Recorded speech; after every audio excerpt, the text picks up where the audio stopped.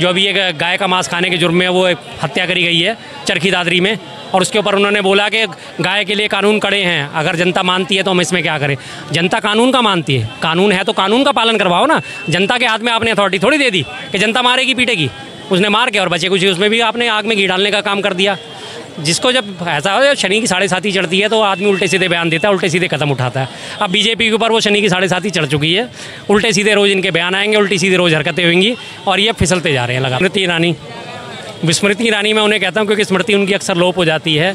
अब जाके वो थोड़ा सा उन्होंने पैचअप करने की कोशिश करी है किसी किस्म से, और वो भी पैचअप क्यों करा गया है क्योंकि इनकी एक नई नवेली ताज़ा तरीन सांसद जो है नशेड़ी सांसद, उसने इस तरह के बयान दिए जिससे बीजेपी को बहुत ज़्यादा दिक्कत हुई है। उसका पैचअप करने के लिए उनसे ये बयान दिलवाना गया है। अदरवाइज़ इसमें कहीं कोई कुछ नहीं है कि उनके मन में कोई बदलाव आया है या उनकी सोच में कोई बदलाव आया है। 2 दिन बाद आप फिर देखना वो फिर पानी पी के दोबारा कोसना शुरू कर देंगे। नहीं, वो तो कह रही है जो राहुल गांधी करते हैं, चाहे उनका कोई भी स्टेप हो गया, चाहे वाइट टी-शर्ट पहनते, चाहे वो ओला के ड्राइवर से मिलते, चाहे वो बस के ड्राइवर से मिलते, उनका हर स्टेप हर कदम एक उद्देश्य है। उद्देश्य तो है। उद्देश्य किस चीज़ का है? जनता से जुड़ने का है तो उद्देश्य है। नेता क्या होता है? जो जनता की आवाज़ उठा सके, जो जनता की बात कर सके। जब तक आप जनता से नहीं जुड़ोगे, जनता की परेशानी कैसे जानोगे आप कि जनता की क्या क्या परेशानी है? जब मैं आपसे मिलूंगा भाई क्या आपको परेशानी, तभी तो आप मुझे बता पाओगे। बैठे बैठे तो मैं ज्यूम नहीं कर लूँगा ना। तो वो चीज़ है, तो वो चीज़ तो उनमें पहले से भी खासियत थी, लेकिन पहले वो उनको पानी पी के कोसते थे। अब वो हार गई हैं इस बार, और इस बार उन्होंने जो देखा कि 10 साल में उन्होंने लगातार प्रहार करे राहुल गांधी जी के ऊपर और उन्होंने कभी पलट के जवाब नहीं दिया था। लेकिन इस बार जब हार के और सारे कांग्रेसियों ने उनको टारगेट करना शुरू करा तो उन्होंने बोला था कि भाई ठीक है हार जीत चलती रहती है लेकिन किसी को पर्सनली टारगेट ना करा जाए। ये मैसेज उन्होंने क्लियर दिया था। हो सकता है मामूली सा उनके ऊपर दिल पे इस बात का भी असर पड़ गया हो, हालांकि मैं इस चीज़ को मानता नहीं। बहुत घाघ राजनीतिज्ञ हैं वो, सिर्फ ये पैचअप करने की वो है कि कोशिश है कि रफू करने की कोशिश है जो कंगना रनावत के बयान से बीजेपी को क्षति पहुंची है उसका। जिस तरीके से राहुल गांधी मेहनत कर रहे हैं, चाहे वो ओला के ड्राइवर से मिले, बस के ड्राइवर से मिले, चाहे वो कहाँ भी जा रहे हैं, लोगों से मिलने संबोधित कर रहे हैं, एक अपनी नई छवि डेवलप कर रहे हैं लगातार कई सालों से आप लोग देख रहे हैं। क्या हरियाणा के इलेक्शन, हरियाणा के चुनाव में क्या बदलाव दिखाई दे रहा है आपको? हरियाणा तो बदला पड़ा है जी। हरियाणा के चुनाव में तो लोकसभा से पहले ही बदलाव दिख गया था और अब विधानसभा में जो भी बची कुची कमियाँ थी वो भी सारी दूर हो गई हैं। 100% है हरियाणा तो कांग्रेस 100% है और पूर्ण बहुमत के साथ है। कोई बिल्कुल इसमें दिक्कत नहीं है। सट्टा बाजार भी इसका आगलन दे रहा है। हर तरह से सारी खबरें यही आ रही हैं, बीजेपी की हालत पस्त है, तभी वो उल्टे सीधे काम करने में लग रही है, कभी कुछ कर रही है। और अब बचा कुछ अब जो है छोटा मोटा काम था हमारे नायब सिंह सैनी साहब ने कर दिया, जो अभी एक गाय का मांस खाने के जुर्म में वो हत्या करी गई है चरखी दादरी में, और उसके ऊपर उन्होंने बोला कि गाय के लिए कानून कड़े हैं, अगर जनता मानती है तो हम इसमें क्या करें। जनता कानून का मानती है, कानून है तो कानून का पालन करवाओ ना। जनता के हाथ में आपने अथॉरिटी थोड़ी दे दी कि जनता मारेगी पीटेगी। उसने मार के और बचे कुछ उसमें भी आपने आग में घी डालने का काम कर दिया। जिसको जब ऐसा हो शनि की 7.5 चढ़ती है तो आदमी उल्टे सीधे बयान देता है, उल्टे सीधे कदम उठाता है। अब बीजेपी के ऊपर वो शनि की 7.5 चढ़ चुकी है, उल्टे सीधे रोज़ इनके बयान आएंगे, उल्टी सीधे रोज़ हरकतें होंगी और ये फिसलते जा रहे हैं लगातार। हार की बौखलाहट बिल्कुल बिल्कुल पूरी तरह हार की बौखलाहट है। लोकसभा चुनावों से पहले भी आपने देखा था हमारे प्रधानमंत्री जी की भी शब्द कैसे हो गए थे, मुजरा, मटन, मछली, मंगलसूत्र, मुस्लिम, सारे यही थे ना, उनके भी हार की बौखलाहट थी। तो अब इस बार भी इनकी राज्यों के भी हार की बौखलाहट साफ दिखाई दे रही है। योगी आदित्यनाथ का बयान आता, आप सबने सुना होगा, सोशल मीडिया पर ट्रेंड कर रहा है कि लाल टोपी जो अखिलेश यादव को तंज कसते हुए कह रहे हैं कि जो लाल टोपी है, लाल कलर है, वो एक तरीके से देखे तो निगेटिव रिस्पॉन्स दिखा रहा है, काले कारनामों को सब संकेत दे रहा है। अच्छा अखिलेश यादव को बोल रहे हैं काले कारनामों का संकेत दे रहा है। वो किस तरह से काले कारनामे? आपकी सरकार है, आपकी सत्ता है, आप पूर्ण बहुमत से हो, अगर काले कारनामे हो रहे तो रोको उन्हें। आप सिर्फ टारगेट करके रह जाओगे, भाषण दे के रह जाओगे? करो ना, लाओ ना सबूत लोगों के खिलाफ। अगर कोई लाल टोपी वाला कुछ गड़बड़ कर रहा है और जो भगवा टोपी वाला गड़बड़ करता है, जो काली टोपी वाले गड़बड़ कर रहे हैं, उसके लिए आप क्या करोगे?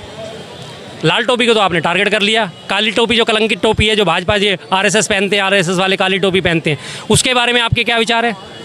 उसके बारे में आप क्यों नहीं कार्रवाई करते हैं? भाजपा में उत्तराखंड में भाजपा का नेता सेक्स रैकेट में पकड़ा गया, यूपी में सेक्स रैकेट में पकड़ा गया, और उसमें महाराष्ट्र मेघालय में सेक्स रैकेट में शामिल इनका नेता, हर जगह आपके नेता शामिल हैं। उस पर आप क्यों नहीं कार्रवाई करते? उनके ऊपर आपका मुंह क्यों सूख जाता है? ना आपकी जबान खुलती है, ना आपका बुलडोजर चलता है, ना आपकी कार्रवाई होती है। लेकिन ना, आपने टारगेट तो उसी को करना है। और उनकी ये तो विद्वेष की राजनीति आपने सबने देखी। लखनऊ में भी वो कांड हुआ था, जब वो पानी वाला कांड, जब बरसात में पीछे लड़के को बैठा हुआ था, जो लड़की को गिरा दिया गया था। इसमें इन्होंने 16 अभियुक्त थे नामजद, उसमें से 2 का नाम लिया था। पहला लड़का यादव था, दूसरा लड़का मुसलमान था। और जो पहला लड़का यादव था जिसका नाम लिया था, वो वास्तव में वहाँ मौजूद ही नहीं था, वो 2 किलोमीटर दूर था। पुलिस वाले ने उठा के और उसे टारगेट कर दिया। मुख्यमंत्री का बयान इस तरह का जब आता था, क्या वो अखिलेश यादव के लोकप्रियता से डर रहे हैं? पूरी तरह डरे हुए। जो हार है उनकी अब दिख रही है सबको सामने। 33 सीटों पे मात्र वो सिमट के रह गए। 37 सीटें समाजवादी पार्टी लेके चली गई, तो उनकी तो हालत ख़राब होती दिख रही है ना।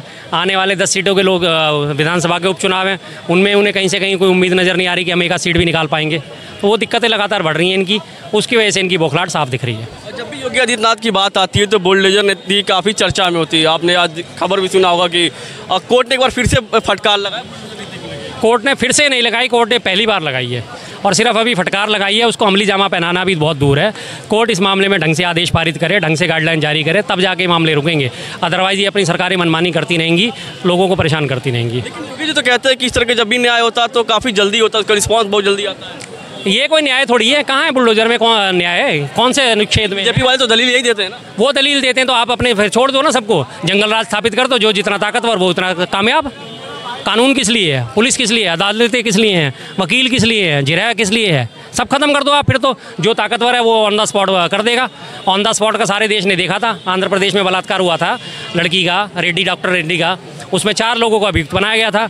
उनको चारों को सीन रिक्रिएट करने के लिए ले गए मौके वारदात पे। अर्ली मॉर्निंग उनको लेके गए थे 2:30-3 बजे के आसपास, और जाके चारों का एनकाउंटर कर दिया था। बड़ी वाहवाही लूटी हर जगह, अरे वाह वाह वाह वाह, बहुत बढ़िया काम करा पुलिस ने, बहुत बढ़िया काम करा। बाद में जब उसकी इन्वेस्टिगेशन हुई तो पता चला वो चारों तो बेकसूर थे। पुलिस वालों ने उनका फर्जी एनकाउंटर करा। अब आप ये त्वरित राय दे के उनको चारों को ऊपर पहुँचा के उन्हें वापस ला सकते हो? नहीं ला सकते ना। आज आप किसी का घर बुलडोजर से गिरा रहे हो, कल को वो निर्दोष पाया जाएगा, आप उसे घर बना के दोगे? उसकी जो लागत हुई है, जो इतने दिन वो सड़कों पर रहा, उसका खामियाजा दोगे उसे, उसका मुआवजा दोगे उसे? नहीं दोगे ना। फिर जब भी एक मुख्यमंत्री की बात आती है तो एक सूबे की सवाल उठता है, सूबे को लेकर। एक राज्य का मुख्यमंत्री, सबका अधिकार है, सब लोगों का दर्जा है कि सबको एक समान देखे।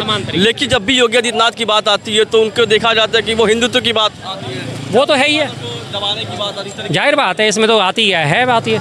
इससे पहले जब विधानसभा चुनाव हुए थे तब भी उन्होंने एक ही नारा दिया था, 80-20 एक हो जाओ, 80-20 एक हो जाओ। 80-20 एक होने का मतलब था 80% हिंदू तुम एक हो जाओ, 20% मुसलमान हैं उनको छोड़ दो। उसके बाद उन्होंने कहा तुम्हारे लिए जो राशन आता है वो तहमद वाले, जालीदार टोपी वाले का बयान आता है कि बटेंगे तो कटेंगे। हाँ, बटेंगे तो कटेंगे। कौन काटेगा हमें, ये बताइए आप? कानून का राज चल रहा है, कानून के राज में कोई काट सकता है? मैं आपके ऊपर हमला कर सकता हूँ या ये मेरे ऊपर हमला कर सकते हैं, ये कर सकते हैं? कौन कर सकता है? किसी को इतनी हिम्मत है? सब अपनी रोजी रोटी में व्यस्त है, किसी को मारने काटने की फुर्सत है? नहीं है। सब लोग अपनी सुबह से निकलते हैं परेशान, वो पेट के लिए हैं, वो इन चीज़ों के लिए परेशान नहीं है। कोई नहीं मार सकता, कोई नहीं काट सकता, और कानून सख्त है। सख्त कानून बनाओ आप, किसी की हिम्मत नहीं बढ़ती। लेकिन आपके कानूनी लचर है तो उसमें क्या करा जाए।